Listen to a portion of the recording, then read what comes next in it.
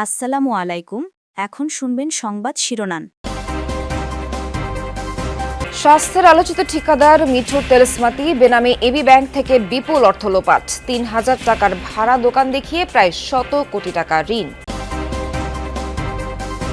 জনতা ব্যাংকের বাগেরহাট শাখায় ঋণ জালিয়াতি, গ্রাহকের নাম লিমিট পরিবর্তন করে ২.২ কোটি টাকা আত্মসাৎ, অভিযোগের তীর ব্যবস্থাপকের দিকে। বিএনপির ভারপ্রাপ্ত চেয়ারম্যানের দেশে ফেরা ইতিবাচক হিসেবে দেখছে জামাত, এনসিপি সহ সব দল। প্রত্যাশা, জবরদস্তিমূলক রাজনীতির অবসান ঘটিয়ে গড়বেন নতুন বাংলাদেশ। প্রায় ১.৫ যুগ পর তারেক রহমানের দেশে ফেরাকে স্মরণীয় করে রাখতে চান নেতাকর্মীরা। চলছে গণসংবর্ধনার প্রস্তুতি, শেষ পর্যায়ে মঞ্চ তৈরির কাজ। ঠাকুরগাঁওয়ে তীব্র শীত আর হিমেল হাওয়ায় বিপর্যস্ত জনজীবন, বিপাকে শ্রমজীবী মানুষ, বাড়ছে ঠান্ডাজনিত রোগের প্রকোপ। আসসালামু আলাইকুম। এতক্ষণ দেখছিলেন সংবাদ শিরোনাম, এখন দেখবেন বিস্তারিত। ব্যাপারটা অনেকটা ওয়েব সিরিজের মতো। কাগজে কলমে ঋণ একজনের নামে, তাকে পাঠিয়ে দেওয়া হয় মালয়েশিয়ায়, যাতে তার টিকিটটিও খুঁজে না পায় রিকভারি টিম। অন্যদিকে বেনামি ঋণের টাকা তুলে আড়াল থেকে ৯-৬ করে যাচ্ছে শক্তিশালী চক্র। চক্রের মূল হোতা স্বাস্থ্যের ঠিকাদার মিঠু। মাত্র ৩,০০০ টাকার ভাড়া দোকানের নামে ঋণ প্রায় ১০০ কোটি টাকা। ৯ বছর আগে ঋণ দেয় এবি ব্যাংক। সহকর্মী হাসান মিসবার অনুসন্ধানে বাকিটা। পোশাক দেখে মনে হতে পারে কোনো বুজুর্গ, নাম হাবিবুর রহমান, শেখাচ্ছিলেন বেহেস্তে যাওয়ার আমল। রাজধানীর মানিকনগরের এক রুমের ছোট্ট বাসায় থাকা এই হাবিবের নামেই আছে বিপুল পরিমাণ ব্যাংক ঋণ, কিন্তু দাবি করলেন জানেন না কিছুই, এমনকি জাতীয় পরিচয়পত্রও নেই তার। সব অস্বীকার করে দোয়া দিয়েই বিদায় দিলেন প্রতিবেদককে। এই যে একটা মহাপদ, কিয়ামতও দেখা হবে, 1 মিনিট হলেও দেখা হবে। ২ মাস পর হাতে আসে হাবিবুরের এনআইডি কার্ড। সেই সূত্রে পাওয়া গেল ব্যাংক ঋণের তথ্য। দেখা যাচ্ছে এবি ব্যাংকে তার ঋণ ৯৫ কোটি টাকা। প্রতিষ্ঠানের নাম হাবিব অ্যান্ড সন্স। সেই প্রতিষ্ঠানের খোঁজে রাজধানীর ধলপুর। ঠিকানায় নেই হাবিব অ্যান্ড সন্সের নামগন্ধ, ঝুলছে মুরাদ লাইটিং হাউসের ব্যানার। ছোট শাখায় বড় জালিয়াতি, যেখানে রক্ষকই হয়ে ওঠেন ভক্ষক। ২৪টি ভুয়া ঋণ সৃষ্টি করে প্রায় ২.২ কোটি টাকা আত্মসাৎ করেছেন শাখা ব্যবস্থাপক নিজেই। ঘটনাটি ঘটেছে জনতা ব্যাংক বাগেরহাট কর্পোরেট শাখায়। এতে জড়িত শাখা ব্যবস্থাপক দেবাশিস চন্দ্র মিস্ত্রি। গ্রাহকের নাম এবং লিমিটও পরিবর্তন করেছেন তিনি, যদি এসবের দায় অস্বীকার করেছেন শাখা ব্যবস্থাপক। বিশ্লেষকরা বলছেন, অভ্যন্তরীণ সুশাসনের ঘাটতি এবং অডিট দুর্বলতায় এমন ঘটনা ঘটছে ব্যাংকে। বড় ধরনের জালিয়াতির ঘটনা ঘটেছে জনতা ব্যাংকের বাগেরহাট কর্পোরেট শাখায়। ঋণের নামে প্রায় ২.২ কোটি টাকা আত্মসাৎ করেছেন শাখা ব্যবস্থাপক নিজেই, যা উঠে এসেছে ব্যাংকটির অভ্যন্তরীণ তদন্তে। শাখা ব্যবস্থাপক দেবাশিস চন্দ্র মিস্ত্রি ২.৫ বছরে ভুয়া লোন সৃষ্টি করেছেন ২৪টি। এর মধ্যে ৭টি ব্যক্তিগত ঋণ এবং সঞ্চয় হিসাবের বিপরীতে দেওয়া হয়েছে ১৭টি ঋণ। এসব ঋণের মধ্যে ১৫টির কাগজপত্র দেখাতে পারলেও ৯টি ঋণের কোনো প্রমাণপত্র পাওয়া যায়নি।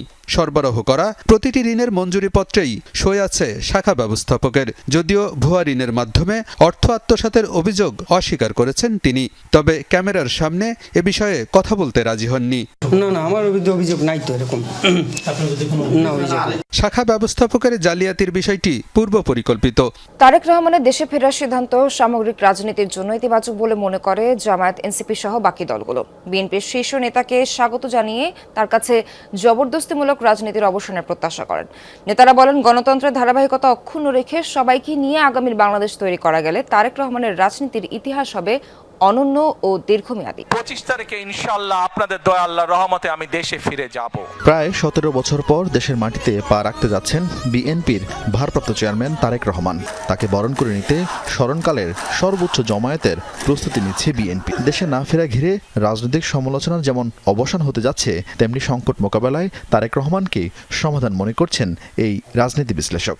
১৫-১৬ বছরে তার যে রাজনৈতিক দলগুলো, সহযোদ্ধা মিত্র রাজনৈতিক দলগুলো আছে, বিএনপির টানাপোড়েনের যে জায়গাটা আছে, সেই সংকটের একটা সমাধান হবে তারেক রহমানের উপস্থিতির মধ্য দিয়ে। এগিয়ে চলেছে তারেক রহমানের গণসংবর্ধনার প্রস্তুতি। এরই মধ্যে রাজধানীর ৩০০ ফিট এলাকায় মঞ্চ তৈরির কাজ প্রায় শেষের দিকে। দফায় দফায় পর্যবেক্ষণ চলছে অভ্যর্থনা কমিটির। দীর্ঘ ১৭ বছর পর বিএনপির ভারপ্রাপ্ত চেয়ারম্যানের দেশে ফেরাকে ঘিরে অধীর অপেক্ষায় নেতাকর্মীরা। দীর্ঘ প্রায় 1.5 যুগের নির্বাসিত জীবনের অবসান ঘটিয়ে আগামী 25 ডিসেম্বর দেশে ফিরছেন বিএনপির ভারপ্রাপ্ত চেয়ারম্যান তারেক রহমান। পাসপোর্ট নবায়ন না হওয়ায় ট্রাভেল পাস বা ভ্রমণ অনুমতি নিয়েই ফিরছেন দেশে। তার এই প্রত্যাবর্তনকে স্মরণীয় করে রাখতে রাজধানীর পূর্বাচল 300 ফিট এলাকায় ঐতিহাসিক গণসংবর্ধনার আয়োজন করেছে বিএনপি। জনদুর্ভোগ এড়াতেই পূর্বাচলের স্থানটি বেছে নেওয়া হয়েছে বলে জানান নেতারা। এরই মধ্যে দফায় দফায় প্রস্তুতি পর্যবেক্ষণ করে অভ্যর্থনা কমিটি।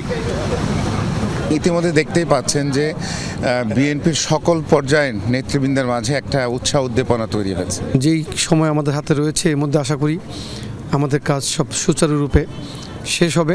আমরা হেলথ ক্যাম্প করব, আমাদের যারা নেতা কর্মী আসবে তাদের চিকিৎসার জন্য আমাদের 25টি অ্যাম্বুলেন্স সারা ঢাকা শহরে থাকবে।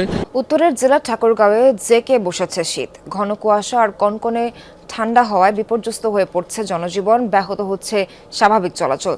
শীত বস্ত্রের অভাবে বিপাকে শ্রমজীবী মানুষ, বেড়েছে শীতজনিত রোগ। তবে শীত মোকাবেলায় সব ধরনের প্রস্তুতি রয়েছে বলে দাবি জেলা প্রশাসনের। ধীরে ধীরে আড়মোড়া ভাঙছে সূর্যি মামা। ঠাকুরগাঁয়ে ভীষণ শীত, সেই শীতে যেন কাবু স্বয়ং প্রকৃতি। দূরে দূরে দেখা যাচ্ছে কৃষকের আবছা ছায়া, যেন কুয়াশার বুক চিরে স্বপ্নের মতো আস্তে আস্তে দৃশ্যমান হচ্ছেন তারা।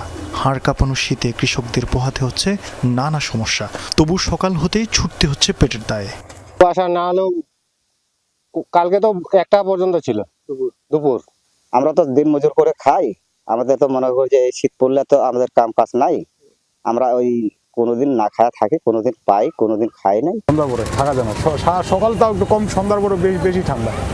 ঠান্ডা ভাড়া ভোটটা কমে গেছে। আগে যেমন 500 টাকা ভাড়া মারতাম, এখন 250-300 টাকার মধ্যেই ভাড়া হচ্ছে। যাত্রীও খুব কম উঠতেছে গাড়িতে ঠান্ডার কারণে। ধানের শীষ এখনো আসেনি, কাঁচা সবুজ ধানের ক্ষেত জুড়ে নেমেছে কুয়াশার আস্তরণ। পাতা ছুঁয়ে ছুঁয়ে রাতভর জমেছে শিশির।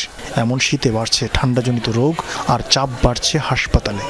ঠাকুরগাঁয়ে প্রচুর রুগী, এই রুগী সেটা হচ্ছে একটা বেডে 3 জন করে রুগী আছে। ঠান্ডার কারণে হওয়ার পরে নিউমোনিয়া ধরছে, জন্ডিসে ধরছে। এখন ওখান থেকে ওষুধটা ছাড়ছে না, এখন ঠান্ডা অনেক লাগছে। আর ভাগ্যের সমস্যা ঠান্ডার জন্য নিউমোনিয়া হয়েছে। আমরা গত 3 দিন ধরে আমি ঠাকুরগাঁও সদর হাসপাতালে ভর্তি আছি। আমাদের আজকে এ পর্যন্ত প্রায় 190টা রোগী আমাদের এখানে অবস্থান করতেছে এবং এর মধ্যে সকাল থেকে আরো প্রায় 20টার মতো পেশেন্ট আমাদের অলরেডি ভর্তি হয়ে গেছে। ডায়রিয়া রোগ যেটা আমরা বলি, যে বাচ্চারা পাতলা পায়খানা, বমি, সঙ্গে পেট ব্যথা, খাইতে পারতেছে না, ডায়রিয়া রোগীর সংখ্যাটা আমাদের একটু বেশি বেড়ে গেছে। দিনের শুরুতে রীতিমতো হেডলাইট জ্বালিয়ে চলছে গাড়ি। এক হাত দূরের জিনিসও দেখতে কষ্ট হচ্ছে, ফলে মাঝে মাঝেই ঘটছে দুর্ঘটনা। জেলা প্রশাসন জানিয়েছে সরকারের নানা প্রস্তুতির কথা। শীতার্ত অসহায় মানুষদের জন্য অব্যাহত রয়েছে নানা কর্মসূচি। আমরা 15 লক্ষ টাকা পেয়েছি শীত বস্ত্র ক্রয়ের জন্য এবং 1000 কম্বল পেয়েছি সংশ্লিষ্ট মন্ত্রণালয় থেকে। সেগুলো উপজেলা ওয়ারি বিতরণ হয়ে গিয়েছে। আর বেসরকারি পর্যায় থেকেও কিছু শীতবস্ত্র পাওয়া গিয়েছে, সেগুলো বিতরণের কাজ চলছে।